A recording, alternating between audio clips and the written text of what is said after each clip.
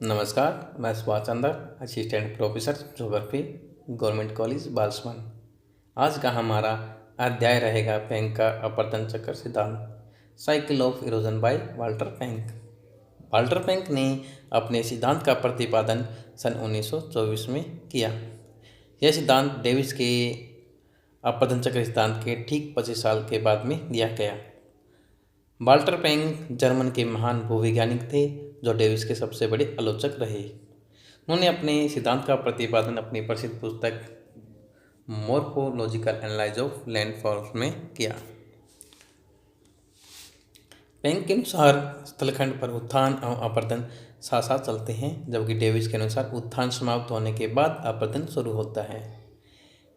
Penck के अनुसार स्थल रूप, संरचना, प्रक्रम और अवस्था का परिणाम न होकर उत्थान की दर और अपवर्तन की दर के बीच संबंध का प्रतिफल होता है। पेंक कहते हैं कि किसी भी स्थल रूप के विकास में महत्वपूर्ण भूमिका उत्थान की दर और अपवर्तन की दर रहती है। पेंक ने डेविस की 3 अवस्थाओं के स्थान पर 3 प्रावस्थाओं का जिक्र किया है। पेंक का भी सिद्धांत समय नियंत्रित नहीं है। जैसे कि डेविस ने कहा कि कोई भी स्थल रूप जब उसका विकास होता है तो 3 अवस्थाओं से गुजरता है, युवावस्था, प्रौढ़ावस्था और वृद्धावस्था, जबकि पेंक ने इन अवस्थाओं को नकार दिया है। पेंक के अनुसार स्थलखंड के उत्थान की दर पेंक के अनुसार स्थलखंड के उत्थान की दर के अनुसार 3 अवस्थाएं मिलती हैं। पहली अवस्था आफ्तिजिंडे एटिवक्लुंग। तो यहाँ पर डेविस ने एटिवक्लुंग शब्द का यूज किया है। एटिवक्लुंग जर्मन शब्द है जिसका अर्थ होता है विकास। इस अवस्था में उत्थान एवं अपवर्तन साथ साथ चलते हैं, परंतु उत्थान की दर अपवर्तन से अधिक होती है। स्थलखंड पर उत्तल डाल का विकास होता है।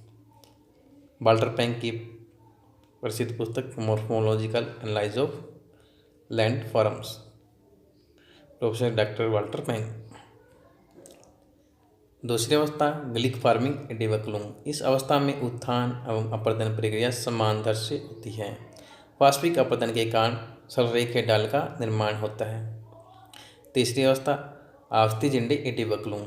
उत्थान की दर मंद हो जाती है और अपवर्तन की दर से कम होती है। अंत में भूभाग समतल प्राय मैदान के रूप में विकसित हो जाता है, जिसे पेंक ने इंटरप्ट कहा है। इंटरप्ट शब्द डेविस के पेनिप्लेन शब्द से मेल खाता है। इस अवस्था में अवतल डाल का निर्माण होता है। पेंक ने अपने सिद्धांत को ग्राफ के द्वारा भी दर्शाया।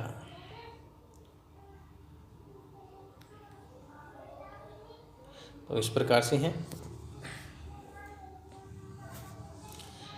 वर्टिकल लाइन में समुद्र से ऊंचाई को दर्शाया है और हॉरिजॉन्टल लाइन को आधार तल तो समय के साथ चल रही है।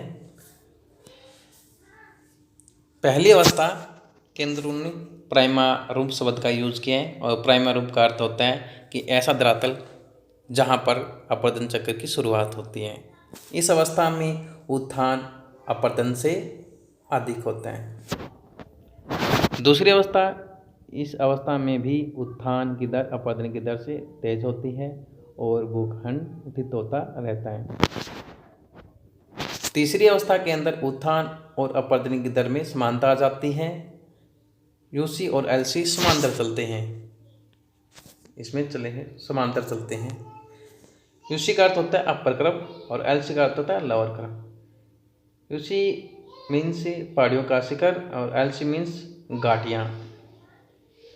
इसमें सापेक्षिक ऊंचाई में कोई अंतर नहीं होता, वो स्थिर रहती है। चौथी अवस्था में बताया कि उत्थान की दर मंद हो जाती है जबकि अपवर्तन की दर तेज रहती है। और 5वीं अवस्था में बताया कि यूसी और एलसी एक दूसरे के नज़दीक आ जाते हैं और एक समय का उचित भूखंड लास्ट में गोलाकार पहाड़ियों का रूप ले लेता है, जिसके लिए पेंक ने इंसेलबर्ग का शब्द का प्रयोग किया है।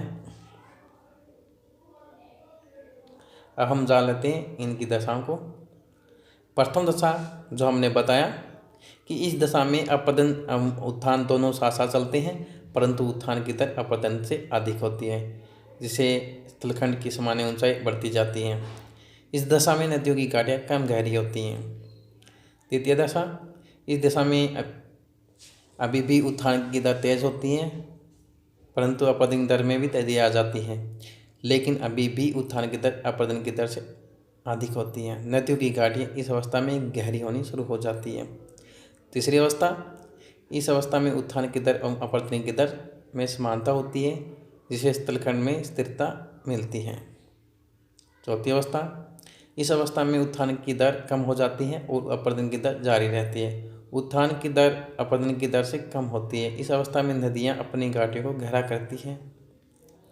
पांचवी दशा, पेंग के अनुसार यह दशा सबसे लंबी होती है। इस दशा में स्थलखंड के उत्थान की दर एकदम घट जाती है। पर्वतीय नुकीले टीले गोलाकार होने लगते हैं, जिसे पेंग ने इंसेलबर्ग की संज्ञा दी है, जो डेविस के मोनोडोनाक शब्द से मेल खाता है।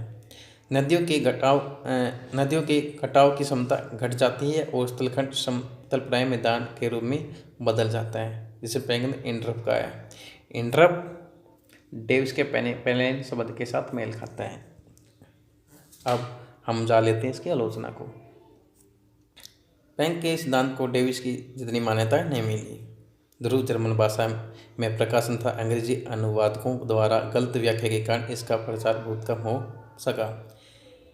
पेंग द्वारा अपरदन चक्र शब्द का प्रयोग किया है या नहीं, इस बात की पुष्टि आज तक नहीं हो पाई।